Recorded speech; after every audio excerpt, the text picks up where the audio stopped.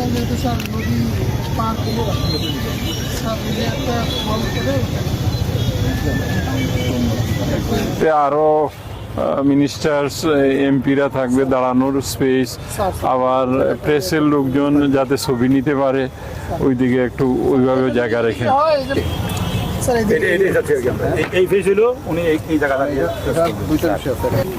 এটি আমাদের কাছে কাঙ্ক্ষিত সফর। আপনারা জানেন আমাদের নেতা বাংলাদেশ সরকারের মাননীয় প্রধানমন্ত্রী 2 তারিখ সিলেট সফর করছেন এবং উনি প্রধানমন্ত্রী হওয়ার পরে সিলেটে প্রথম সফর।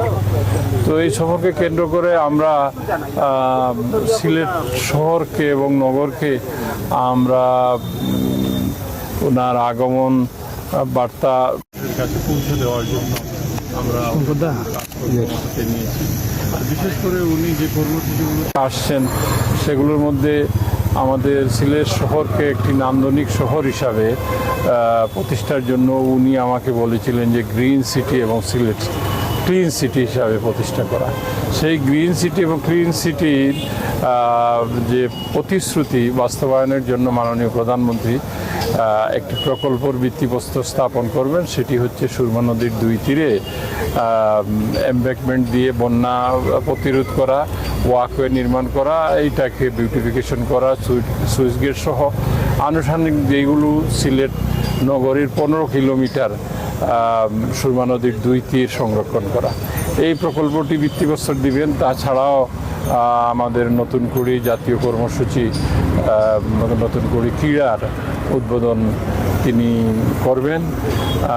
পাশাপাশি আমাদের যে পূর্ব বাংলাদেশে খাল এবং নদী খনন কর্মসূচি সেইটারই তিনি একটি উদ্বোধন করবেন সদর উপজেলার কান্দিগাঁও ইউনিয়নে। এবং শেষে আমাদের দলীয়ভাবে আমাদের বাংলা জাতীয়তাবাদী দল সিলেট জেলা এবং মহানগরের নেতৃবৃন্দের সাথে তিনি মত বিনিময় করবেন।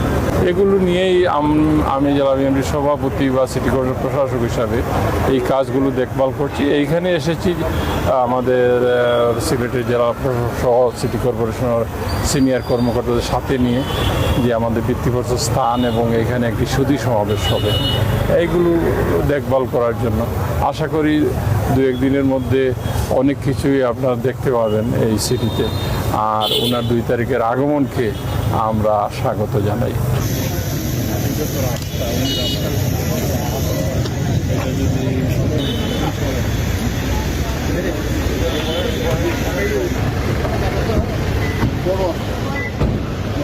আমরা